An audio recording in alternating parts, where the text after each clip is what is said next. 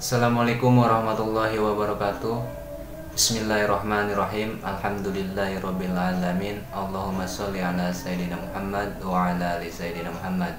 Innallaha wa malaikatahu yusholluna 'alan nabi ya ayyuhalladzina amanu shollu 'alaihi wa sallimu taslima. Apa kabar semuanya? Kembali lagi bersama saya di channel Cinta Sholawat. Alhamdulillah kali ini kita bisa bertemu lagi. Mudah-mudahan semuanya bisa diberikan kesehatan yang sehat, terus semakin sehat. Dan jangan lupa sebelum saya sampaikan, jangan lupa dibantu ya, subscribe, like channel, ataupun di tekan loncengnya dan tonton terus, dan jangan di skip karena tanpa kalian saya bukan siapa-siapa. Seperti itu ya. Saya mohon maaf bila mana ada kata-kata yang saya ucapkan tidak berkenan di kakak-kakak semuanya, atau dari perilaku saya dan lain sebagainya, karena saya manusia biasa yang cuma hanya memberikan inspirasi saja. Mudah-mudahan inspirasi saya ini bisa bermanfaat buat semuanya. Kali ini saya akan menjelaskan tentang jangan kejar uang, tapi bagaimana caranya uang yang mengejar kita gitu. Di sini berkaitan dengan keajaiban sholawat. Jadi artinya begini, ketika semakin kita kejar, uang itu akan semakin menjauh. Contoh kecilnya begini,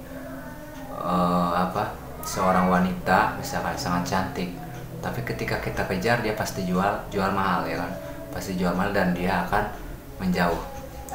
Sebaliknya juga ada seorang laki-laki yang sangat ganteng, ketika oleh wanita dikejar dia pasti akan menjauh karena beda levelnya gitu kan.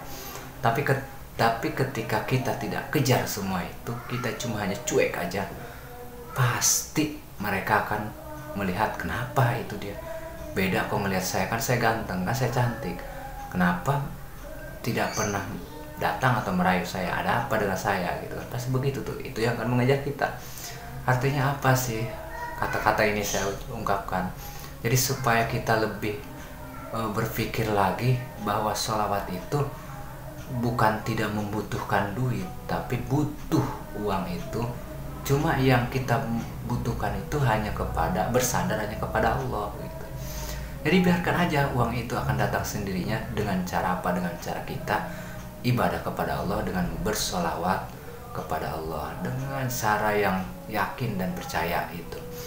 Jadi kalau misalkan kita kejar duit, tapi kita setelah itu berpikir, kok saya semakin susah, mengeluh, dan tidak ada rasa semangat, jadi pengennya duit.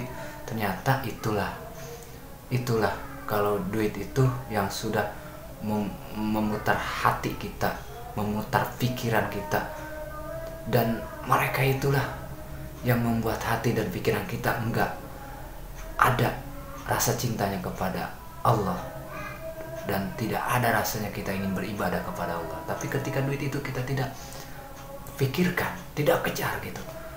Kalau untuk kita ikhtiar kita kerja, tapi ibadah kuat ibadah, kerja ikhtiarnya gak apa-apa, karena kenapa, itu jalannya gitu.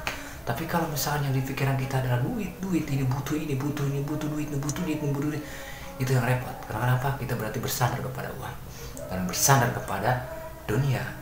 Tapi ketika kita cukup kepada Allah dan yakin bahwa Allah itu yang maha memberi rizki, baik berupa uang, baik berupa pekerjaan, baik berupa kesehatan, segalanya. Nah, disitulah terserah Allah, mau Allah kasih uang berapa, mau Allah kasih rezeki berapa, mau Allah bagaimana, terserah Allah. Kita kembalikan aja kepada Allah. Yang penting yakin di dalam hati kita sudah beribadah kepada Allah dan meminta kepada Allah kebutuhan kita itu, biar Allah yang menentukan dan biar Allah yang menjamin gitu kan. Begitu cara pribadi saya gitu. Karena saya udah mengalami rasa seperti itu. Waktu saya kerjakan kerjaan sepi, tapi saya butuh gitu kan. Saya bagaimana nih caranya nih, saya butuh duit karena di hari Sabtu dan Minggu saya biasanya pulang kampung, artinya gitu kan, pulang kampung. Nah di hari Sabtu dan Minggu itu belum saya megang uang nih. Belum megang uang di hari Sabtunya nih buat pulang di hari Minggunya. Bingung kan, pasti itu akan terasa uang di kepala kita, bukan bukan Allah di kepala kita, bukan memohon kepada Allah untuk kemudahan, tapi dalam pikiran kita adalah uang gitu. Nah akhirnya kita bersandar tuh kepada uang. Jadi uang itu sebagai utamanya di pikiran kita. Akhirnya apa? Itu uang bukannya datang malah menjauh. Di hari itu malah nggak dapat gitu. Bahasanya dapat tapi nggak sepenuhnya yang kita harapkan kebutuhan kita. Setelah itu saya berpikir ternyata berat kalau kita memikirkan urusan dunia tanpa dilandasi dengan memohon kepada Allah. Berat. Jadi akhirnya kita mau tidak mau harus benar-benar kembalikan hati kita, serahkan diri kita. Kalau memang kita ingin diperbaiki hidup kita oleh Allah, ingin diberikan yang terbaik oleh Allah, maka kembalikan diri kita kepada Allah, dan jalannya harus benar-benar jalan yang intinya beribadahlah kepada Allah dengan cara sholawat, yang saya udah katakan sebelumnya. Sholawat itu kan luar biasa gitu kan. Disitulah yang kita harus lakukan. Intinya satu, yang penting yakin dan percaya. Terus jangan mengeluh, jangan putus asa, jangan putus harapan. Urusan masalah dunia serahkan kepada Allah, kerja dan kerja aja. Setiap kebutuhan kita yang sangat sulit pasti akan dikeluarkan oleh Allah di waktu yang tepat bagi Allah, dan kita akan merasakan indahnya itu yang Allah berikan, seperti itu. Jadi itulah yang bisa saya berikan solusi-solusi atau inspirasinya. Kalau memang ada kesalahan, ada kata-kata yang kurang baik, saya mohon maaf, karena kesalahan milik saya, kesempurnaan milik Allah. Di sini cuma hanya saya ini ayo bersama-sama kita membangun kehidupan kita yang lebih baik lagi. Dunia dan akhirat kita kejar. Mudah-mudahan setiap apa-apa yang kita lakukan di dunia ini menjadi ibadah, dan apa-apa yang kita kejar dalam mencari rezeki menjadi ibadah. Mudah-mudahan ibadah itu akan kelak dipertimbangkan oleh Allah, dan Allah mendapat amal, dan insya Allah Allah akan memberikan pahala kepada kita semuanya. Amin amin ya Allah ya Rabbal alamin. Itu saja, kurang lebihnya mohon maaf. Akhirul kalam, wassalamualaikum warahmatullahi wabarakatuh.